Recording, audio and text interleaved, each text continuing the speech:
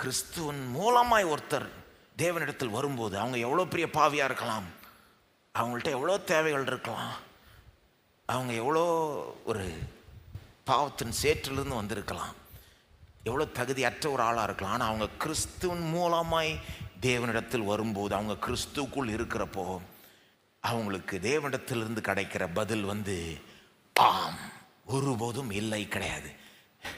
என்ன கேள்வியாக இருந்தாலும் பதில் ஆம். ஆண்டவரே, என் அன்பு கூறுகிறீரா? பதில் என்னது? ஆம். என்னை மன்னிப்பீரா? பதில் என்னது?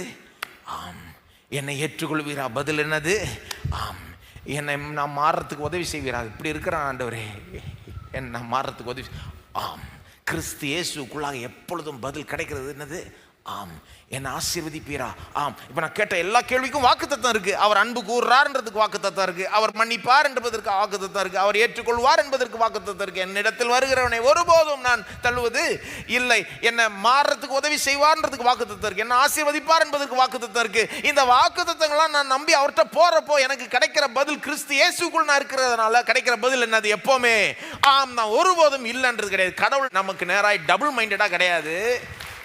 சில நேரம் ஆன்னு சொல்றது, சில நேரம் முடியாதுன்னு சொல்றதுக்கு. எப்போதுமே ஆம்.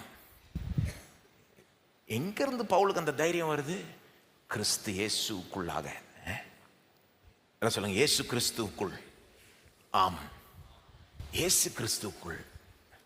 எப்படி அந்த தைரியம் வந்ததுன்னா, ஒன்றும் இல்லை, யோசித்து பாருங்க. சொந்த குமாரன் அனுப்பி நமக்காக உயிரையே கொடுக்க வச்சிட்டாரு.